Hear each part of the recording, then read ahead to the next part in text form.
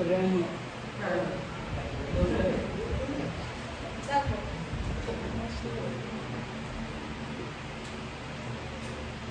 Bom, nossa faculdade é mais conhecida como Unisal. O campus é em Lorena, uma cidade aqui do Vale.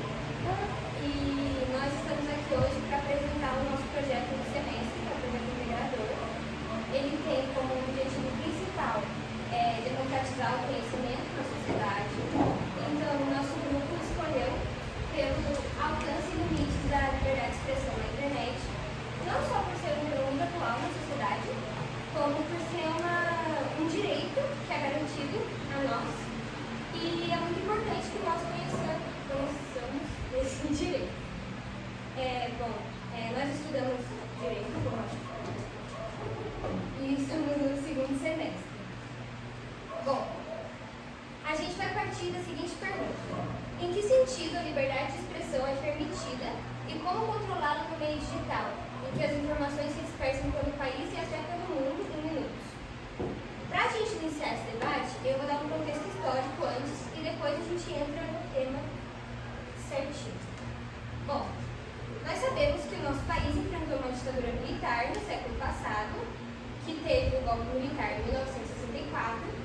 A princípio, o governo não definia como um golpe militar. Eles falavam que era uma revolução com o objetivo de restaurar a ordem pública e a segurança pública. Nos primeiros anos, muito se difundiu isso pela sociedade e até acreditavam nisso.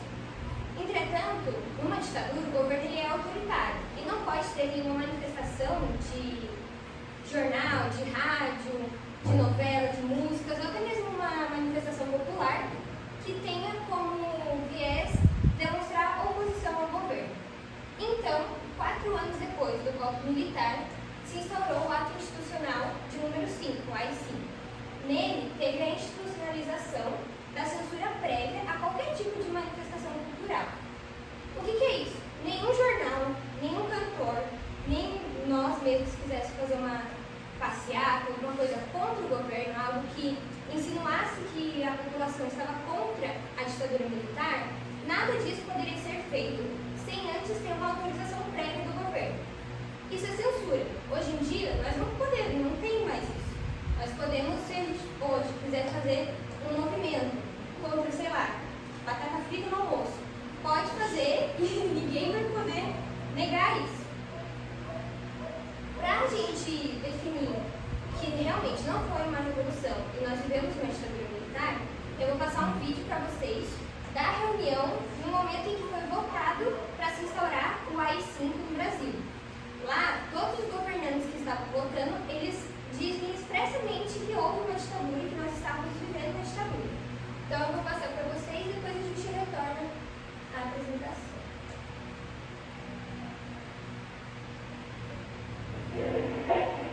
Nós estamos instituindo a ditadura, que é com verdadeira violência aos meus princípios e ideias, adoto uma medida como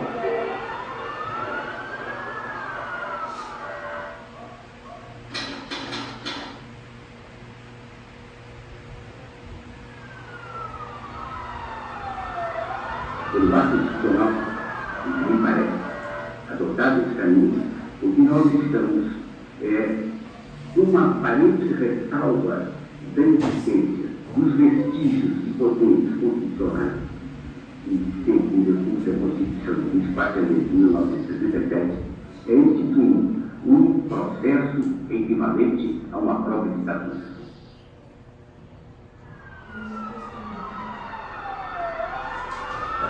Eu também confesso, como vice-presidente da República, que realmente, com esse ato, nós estamos instituindo a ditadura. E acho que, se ela é necessária, devemos tomar a responsabilidade de fazê-la.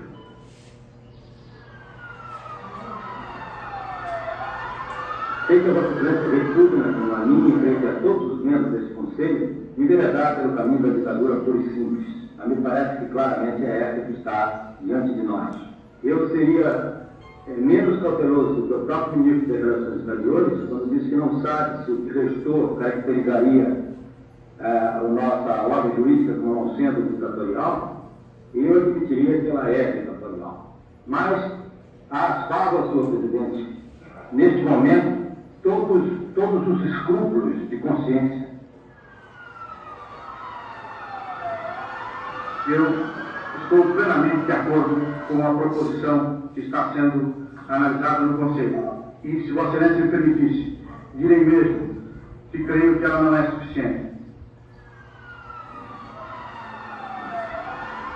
Se não tomarmos, neste momento, essa medida que está sendo aventada, amanhã vamos apanhar na cara, senhor.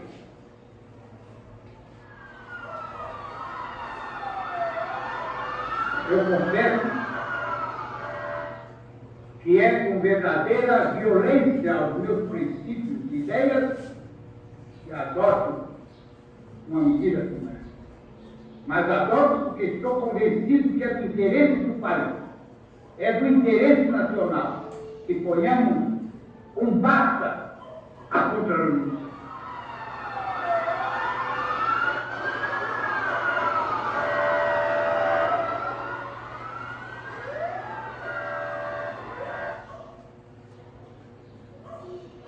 Bom, a partir disso, nós entendemos que houve uma ditadura no Brasil e, por isso, a população não podia se expressar, não tinha nenhum dos seus direitos e garantias protegidos pelo Estado.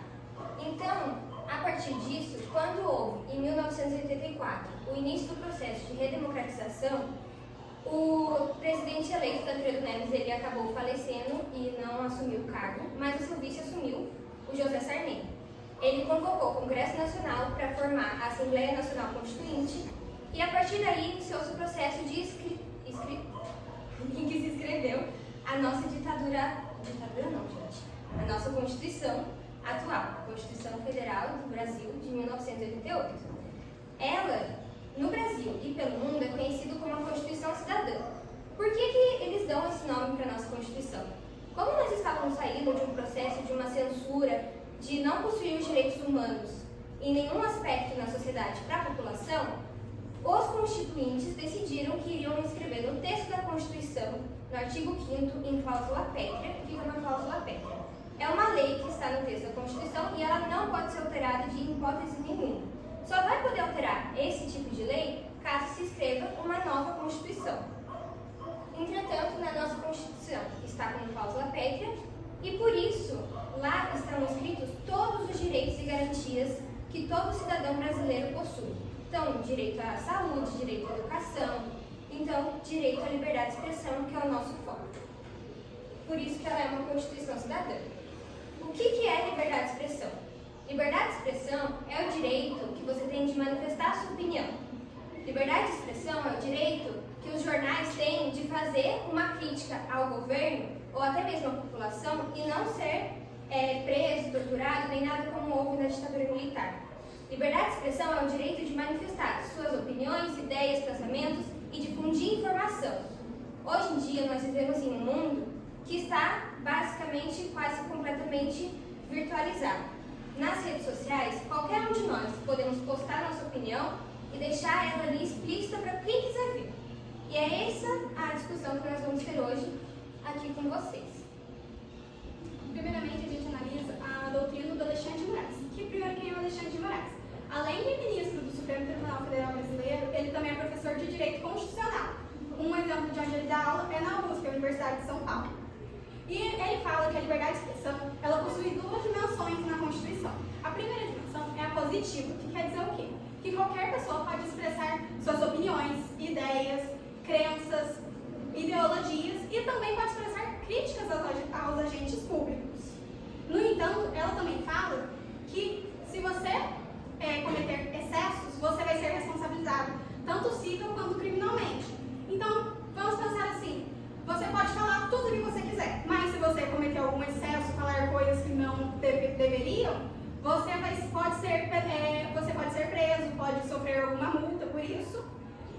E depois disso a gente tem a dimensão negativa, que a dimensão negativa ela fala sobre o Estado, ele não pode instituir uma censura prévia ao conteúdo que vai ser difundido. Vamos pensar assim, que vocês ganharam um doce de uma amiga de vocês.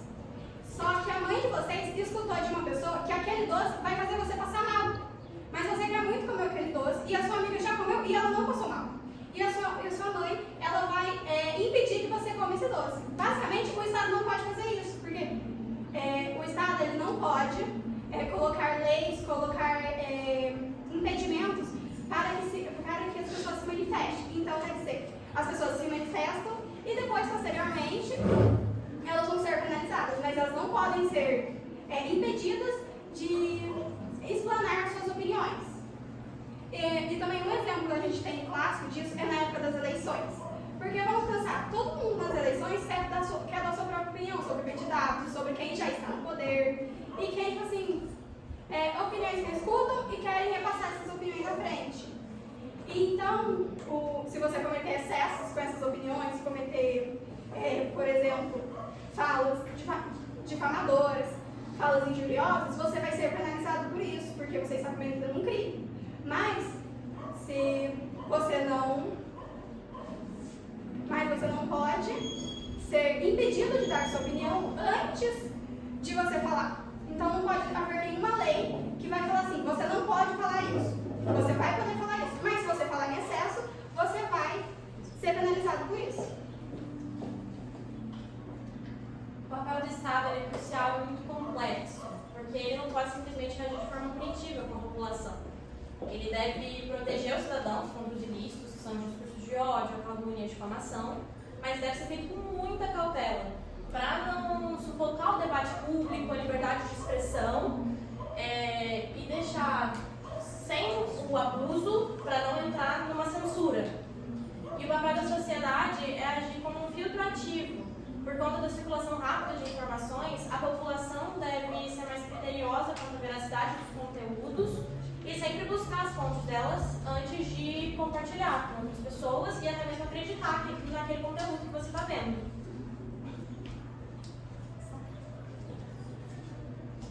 Bom, diante disso, existem certos limites da nossa liberdade de expressão. Não é que você vai ser impedido de falar. Você pode expressar suas ideias, pensamentos e opiniões livremente. Entretanto, essa liberdade que a gente tem, ela não é absoluta. Mas o que é essa que ela não é absoluta? Significa que quando você começa a ferir os direitos fundamentais de terceiros, no caso, a dignidade da pessoa humana, a vida íntima, a vida privada, você dizer calúnia sobre a outra pessoa, e a sua liberdade ela pode e ela será vetada nesse sentido. Então, nesse sentido, nós temos que tomar muito cuidado para não invadir a liberdade do outro. Nossa liberdade acaba quando começa a do próximo, nesse sentido. Pode passar. Diante disso, atualmente com as redes sociais, aumentou muito o alcance da nossa liberdade. Antigamente, quem tinha poder de alcançar uma grande massa de pessoas eram os jornais, os políticos, pessoas de muita influência.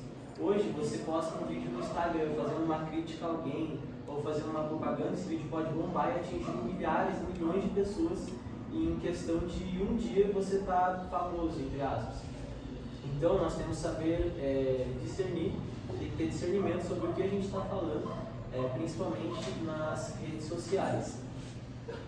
Isso também fortaleceu muito a participação popular, né, tanto na vida política quanto para o bem comum da sociedade em si. E em relação a isso, se torna ainda mais desafiador nas redes sociais a gente controlar essa liberdade de expressão. Por quê? As plataformas digitais aumentou muito a circulação rápida de informações. Então você posta uma coisa aqui, daqui 30 minutos milhões de pessoas já podem ter visto o que você publicou. Tanto que fala, uma vez que você põe algo na internet, nunca mais sai dela, porque alguém tirou um print ou qualquer coisa do tipo, já a pessoa pode acabar com a sua vida dependendo do que você falou ali.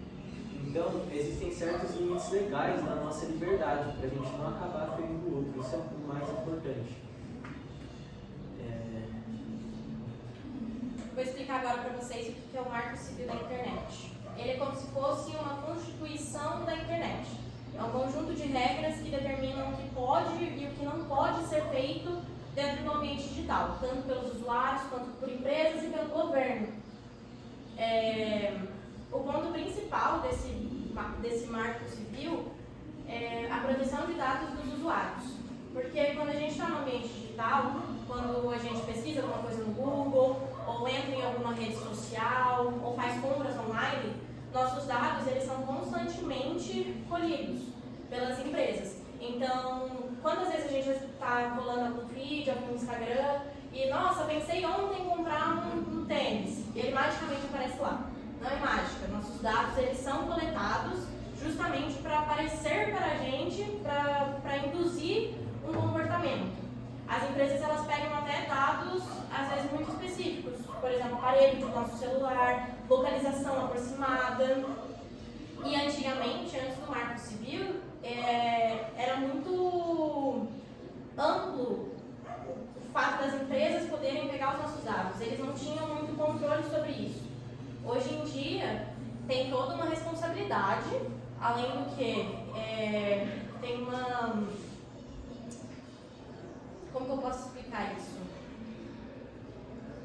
Eles têm que garantir que seus dados não vão ser vazados, uma segurança maior, e também garantir que é por tempo limitado que seus dados vão ficar com eles, o que traz uma maior segurança, tanto para a gente quanto para as empresas. Além disso, toda empresa de rede social estrangeira tem que ter uma sede aqui no Brasil com um representante legal. Vocês conhecem o X, o Twitter? Teve uma época que ele foi suspenso aqui no país, porque a empresa fechou a sede aqui no Brasil e o governo determinou que eles enviassem um representante legal, caso precisasse entrar em algum processo com o judiciário, mas eles não enviaram, e por isso ele foi suspenso por um determinado período de tempo até que enviassem um representante da empresa. Infelizmente também, as empresas, as plataformas digitais, elas acabam lucrando em cima dos discursos de ódio, da calúnia, porque, querendo ou não, sugere engajamento. As nossas curtidas, os compartilhamentos, tudo gera lucro, tanto para os criadores de conteúdo quanto para as empresas. Então, infelizmente, eles acabam deixando de excluir alguns tipos de comentários ou algum vídeo que seja desrespeitoso, justamente pelo fato de que vai gerar lucro para eles, vai gerar engajamento. Isso é um grande problema, que o Marco Civil ele veio para ajudar, mas não salvou completamente. Por fim, a gente conclui que a liberdade de expressão ela é um direito fundamental e indispensável para o exercício de uma vida digna de qualquer ser humano aqui dentro do nosso país. Então, você vai poder manifestar, como eu disse anteriormente, você vai poder manifestar suas ideias, suas opiniões, suas crenças, suas ideologias, mas deve estar ciente que em algum momento, se você cometer algum excesso nessa sua fala, você pode ser penalizado, tanto civil quanto criminalmente. E também, com o avanço das redes sociais, com o avanço da tecnologia, se tornou cada vez impossível o controle disso. Para equilibrar o controle e essa responsabilidade, o controle e essa liberdade de expressão, é como se fosse uma balança, e a liberdade de expressão ela acaba indo para cima e o controle para baixo, porque o Estado tenta controlar, como a Mariana disse no Marco Civil, mas nem todas as empresas verificam diretamente como funciona esse controle. E por isso, o grupo propôs algumas soluções para isso. Primeiro, é o investimento do Estado na educação, tanto digital, que vai ensinar as pessoas a como utilizar as redes sociais, respeitar as diferenças dos outros e também mostrar que as redes sociais deixem claro como que eles monitoram essas postagens das contas que postam conteúdos que podem ser ilícitos. E também investir na educação jurídica, que é para as pessoas conheçam os seus direitos, conheçam os seus deveres, e também que elas não pensem que essa liberdade de expressão é uma lacuna para a impunidade, que você pode falar o que você quiser e não vai ter nenhuma represália em cima de você. E também outra solução é as plataformas digitais. Além, como eu disse, que a educação digital vai ensinar como eles monitoram, as plataformas digitais elas devem ter um portal de transparência ensinando como que elas, mostrando, né, suspendem alguma conta, quando elas bloqueiam alguma postagem. Mostrar todo esse processo, desde se é uma pessoa física que monitora isso, se é uma inteligência artificial, ela deve sempre mostrar como é esse passo a passo antes de suspender ou bloquear uma conta. E por fim, a gente fala que o controle da liberdade de expressão e a consciência das pessoas influencia o Estado para que haja um verdadeiro exercício da vida digna dos cidadãos e que possa cada vez mais ser um Estado mais consciente e que saiba sobre os seus limites dentro da sociedade. Bom, agora a gente tem umas perguntas para vocês, mas é bem básico, assim, de sim ou não. A liberdade de expressão, ela é absoluta no meio digital? Por quê? Tem pessoas que se expressam. Não sei como falar. De uma forma Agressiva, quanto. Fala de boa assim, né? De boa, suave. E tem pessoa também que expressa não com clareza, tentando não deixar o ambiente muito ruim assim para outra pessoa. E vocês, o que vocês acham? Ninguém mais acha nada? Vocês concordam com ele? Sim.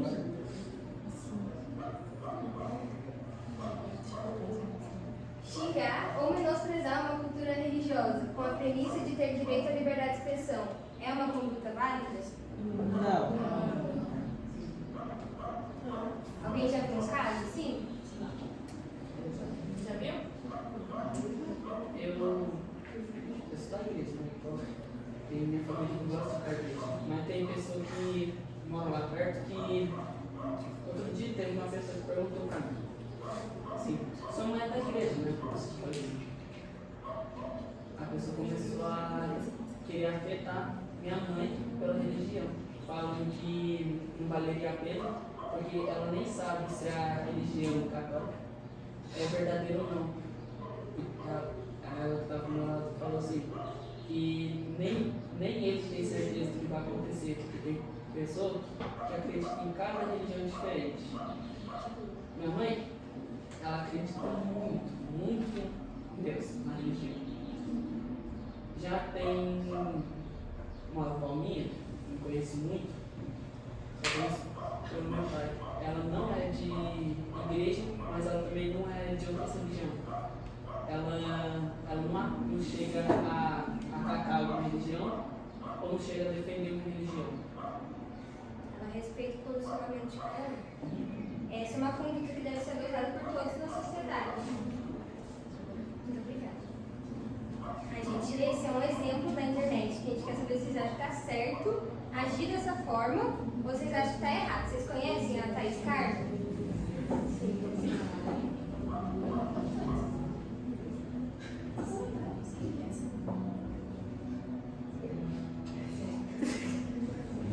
Vocês acham que isso é liberdade de expressão ou vocês acham que isso é um tipo de preconceito? Ela tá se expressando, mas sendo preconceituosa. Ela está invadindo a liberdade do outro nesse sentido. Está invadindo Nesse espaço sentido da que pessoa. a nossa lei ela tenta regular. Ela tenta porque essas plataformas quase nunca punem as pessoas. Se vai acontecer com a pessoa, no máximo ela perder a conta dela, mas muito difícil alguém entrar com um processo contra a pessoa, entendeu? Então, nesse sentido que a gente diz tudo isso para vocês, é para conscientizar, para vocês usarem bem essa liberdade, pro bem comum, pro interesse comum, e não para a gente atacar uns aos outros, entendeu? Antes de a gente concluir, um exemplo de pessoas que fizeram falas, fizeram comentários excessivos nas redes sociais foi no ano passado, após muitas pessoas, vocês devem conhecer um influenciador Felpa, certo? Muita gente fizeram vários comentários, falas, totalmente xingando, difamando ele, e depois disso, passado um ano, ele liberou para o público dele, falando que ele pegou essas contas de quem ofendeu ele e entrou em com processo contra cada um deles, porque não é certo você falar ter essa liberdade, mas você cometeu um crime. Porque, vamos dizer a verdade, você xingar uma pessoa, fazer um comentário sobre a estética dela, a personalidade dela, se você for com um comentário negativo, isso vai acabar sendo um crime, pode ser calúnia, pode ser difamação, pode ser injúria. Então sempre deve ter esse equilíbrio. O que você vai falar, e você também tem que pensar nas consequências do que você está falando. Por fim, a gente agradece a oportunidade de apresentar para vocês e a atenção de todos. E estamos abertos a qualquer pergunta que vocês tenham. Alguém tem alguma pergunta, algum comentário? Vocês têm alguma dúvida, quer contar alguma experiência que vocês já viram com relação a isso?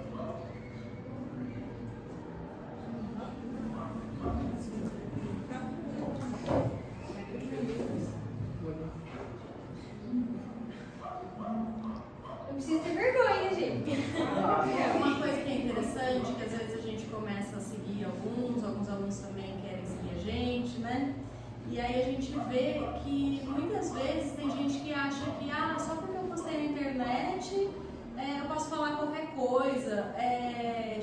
Já vi menino às vezes comentando coisas, né, em foto de meninas que pessoalmente não falaria aquilo. Então acha que porque está na internet não tem lei. Então a gente viu hoje que na internet, se a pessoa quiser processar, quiser ir atrás, a gente tem um respaldo, né? Então, não é porque eu tenho uma conta que eu ganho o direito de ofender. A minha liberdade de expressão, ela acaba onde começa o direito do outro, né? Então, se uma outra pessoa não se sente bem com aquilo, se eu estou ofendendo, se eu estou usando a imagem de outras pessoas, elas também têm direito, né? Eu tenho direito de me expressar, mas as pessoas também têm direito de não gostarem daquilo. Então, quando vocês estão na internet, tem que tomar cuidado realmente com o que falam. E se também vocês têm uma conta e se sentirem ofendidos em algum momento, vocês também têm direito. Vocês já sabiam disso ou ainda não? Sim? Já teve algum caso assim que vocês viram? Algum amigo ou alguém falou alguma coisa pra vocês que não era legal e que vocês acabaram deixando passar porque na internet não tem problema? Alguém já viveu algum caso assim? Não? Eu já vi caso de um comediante, assim, falar de uma pessoa. Então fala mais alto, pessoal. Eu já vi casos, tipo, conheci o comediante Léo Lins, né? E geralmente ele gosta de fazer piada com as pessoas, falando do corpo. E tava vendo um vídeo e às vezes ele fala assim, fala da Thaís Carla, falando das coisas. Aí, tipo, eu parei e pensei, será que é certo essas coisas? Ou, tipo, ele pode fazer isso num lugar, num ambiente, assim, num teatro de comédias, fechado assim com ele. Se não me engano, ele está sofrendo um processo agora por conta disso. Sim. Pelo que eu tinha visto. Mas não necessariamente porque está no teatro ou porque está na internet é um lugar sem leis. Independente se você fala isso pessoalmente ou se você fala no mundo virtual, você vai ter a devida punição para sua atitude. Até mesmo porque até no humor, todo mundo no seu exercício de trabalho, em convivência com a sociedade, tem que buscar agir de uma forma com cidadania, com ética, porque é uma coisa você ser um humorista. Agora, você decidir que o seu humor vai partir de humilhar qualquer pessoa, qualquer aparência, qualquer coisa que pode fazer com que alguma pessoa se sinta intimidada, menosprezada, isso não é correto e pode sim gerar algum processo, alguma coisa. Bom, gente, nós agradecemos muito a atenção de vocês e agradecemos também à escola por ter nos cedido